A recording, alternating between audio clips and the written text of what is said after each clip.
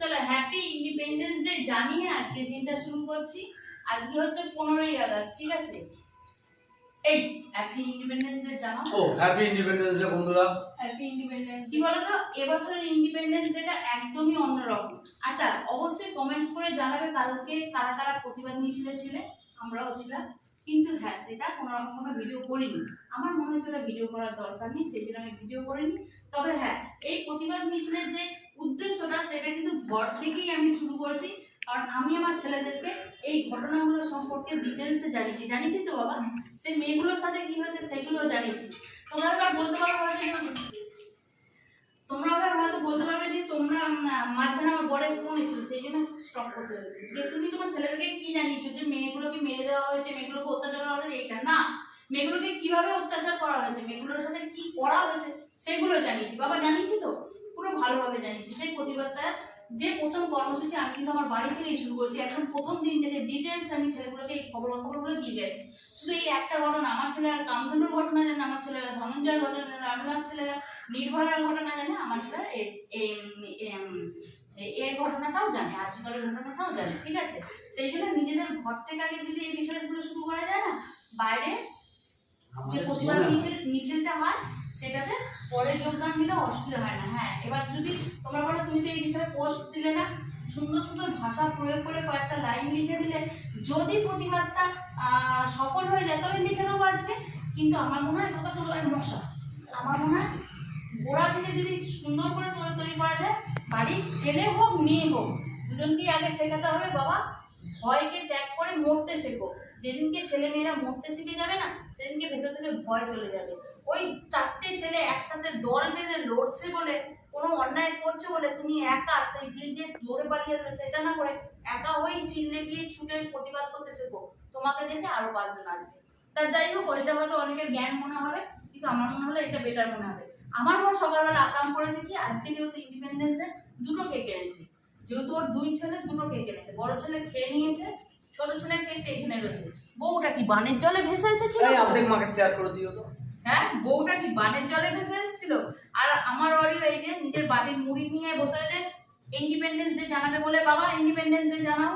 জানি মুখের সামনে খাবার রেখেছিস, ইন্ডিপেন্ডেন্স ডে বলবো না। আর তার সাথে চা খেয়ে আমাদের আর স্বাধীনতা অনেকদিন আগে শেষ হয়ে গেছে। সবজিপাতি নিয়ে বসেছি, খাবো, খেয়ে নিয়ে সবজিপাতি কাটবো।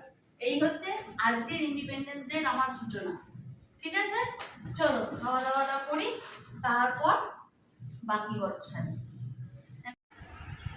মুখ চোখটা কেমন রুপো শুকো লাগছে না?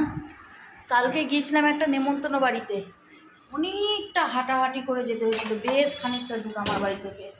প্রথমে বাস, তারপর অটো, তারপর 15-20 মিনিট হাঁটা, তারপর গিয়ে পৌঁছেছিলাম। তারপর ভাবতে পারছো কতটা দূর। কানেরটা খুলেছি, কানেরটা আর পরা হয়নি, পরে নেবো বেলাতে, স্নান টান সেরে পরে নেবো, ঠিক আছে? এখন যাবো হচ্ছে রান্না করতে। রান্নার জোগাড় তো করে ফেললাম, দেখালামই তো, চা খেতে খেতে নিয়ে বসেছিলাম, জোগাড় হয়ে গেছে। 2টো ঝুড়ি সবজি যে কেটেছি, ছেলেকে বললাম নামিয়ে দিয়ে এসছে, ছোটো ছেলে নামিয়ে দিয়ে এসছে। আর আমি শুধু এটা নিয়ে যাব, চায়ের কাপ, রসুনের ঝুড়ি, এগুলো নিয়ে যাব। ওদেরকে পড়তে বসেছি, ওরা পড়ছে। আর আমার বর বলে গেল আমি 2-3 ঘন্টার জন্য বেরোচ্ছি, চলে আসবো। 2-3 ঘন্টা বলে এখন বাজে 12টা। আবার নাকি ও আমাকে নিয়ে একটু বেরোবে। তা যাই হোক, এখন বাজে 12টা। আর কখন আসবে, কখন খাবে, কখন বেরোবো, কখন কি করবো জানি না। 12টা বাজে, এখনো ভাতটা পর্যন্ত বসিয়েনি। এবারে যে আগেরবার যখন ভাত বসাচ্ছিলাম, এ দেখো কত বাসন। এই বাসনগুলো কালকে কি হয়েছে, তারাগুলোতে বেরিয়ে গেছি তো। হ্যাঁ, কালকে ওই 12:45 না, 1:10 বেরিয়ে গেছি।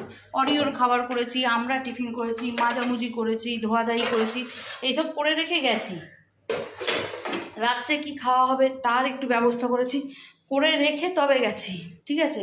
সেই জন্য কি হয়েছে, এগুলো আর গোছানো হয়নি। সকালবেলা উঠে ওই একটু গল্প করতে, টিফিন করতে, ইন্ডিপেন্ডেন্স ডে পালন করতে করতে বেজে গেছে এখন 12টা। চলো ভাতটা ডালটা বসাই, বসিয়ে নিয়ে এগুলো গোছাই, তারপর দেখাচ্ছি। হ্যাঁ, রান্নাবাড়ির জোগাড়। রাজা রাজ্যে আমরা সবাই কি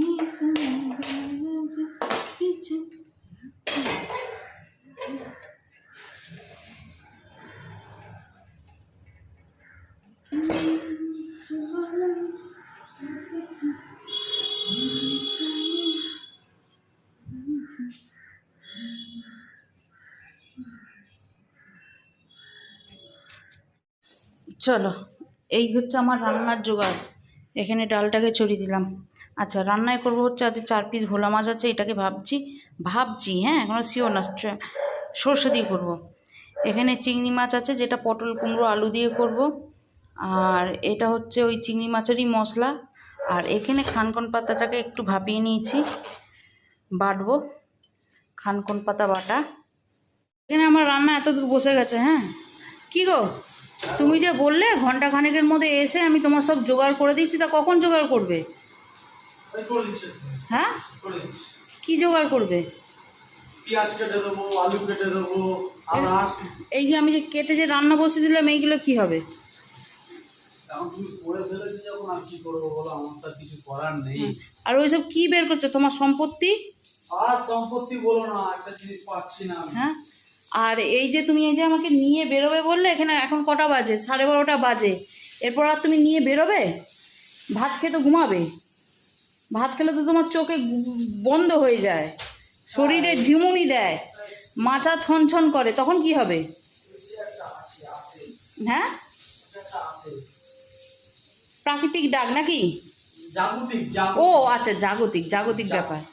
কি হলো, অরির খাবারটা ওপরে নিয়ে এসছো কেন? খাবে না। হ্যাঁ, কে বলেছে খাবে না? নিচে আবার ওর অভ্যাসটা নষ্ট করছো। ও খাবে না, না ওর বাপটা দিয়ে করবে না।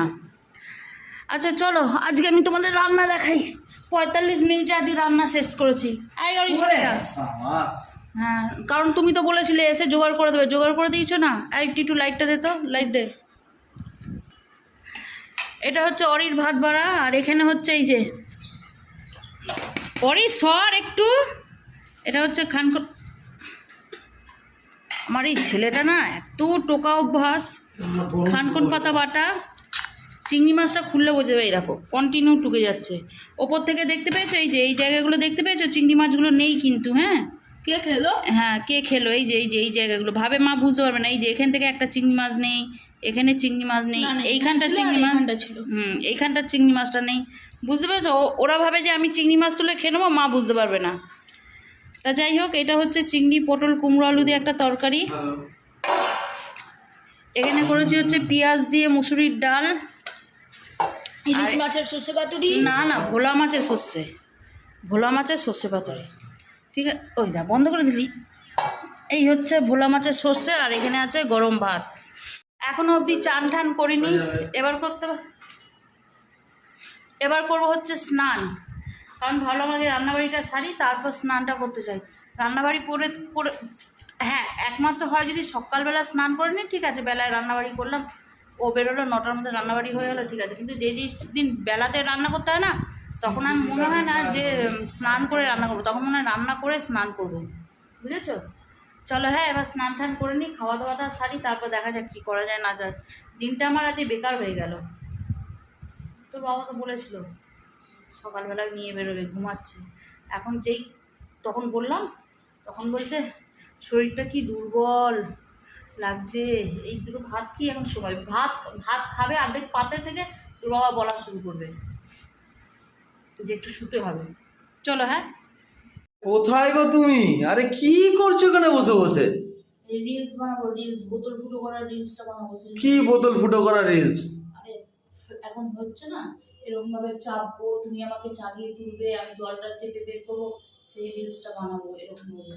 আমার জীবনটাই ফুটো হয়ে গেছে, তুমি আর বোতল ফুটো করো না। তুমি চা করো, দুটো চা দিয়ে দুটো বিস্কুট খাও। ফালতু কথা বলো কেন? হ্যাঁ, তুমি আমাকে এরকম চাগিয়ে তুলবে, আমি এরকম ভাবে করবো, আর একটা গান দিয়ে দেবো, ভালো লাগে। শোনো না, আমি কি বলি, তুমি কি আমায় শ্রীকৃষ্ণ পেয়েছো যে আমি গোবর্ধন পর্বত চাগিয়ে তুলবো? তোমার তো আজকে নিয়ে বেরোবার কথা ছিল আমাকে দুপুরবেলা, খেয়ে দিয়ে কি করছিলে? কোথায়? তুমি বেরোলে না, আমি বলেছিলাম। হ্যাঁ, খেয়ে দে মদ করে এসে চালে ঘুমো। আমি একটুকু ঘুমাইনি।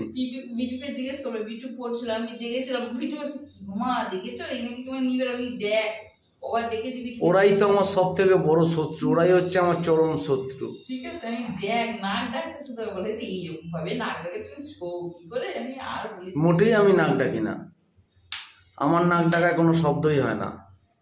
নাক ডাকে শব্দ হয় না? আচ্ছা, নিঃশ্বাসটা শুধু জোরে পড়ে।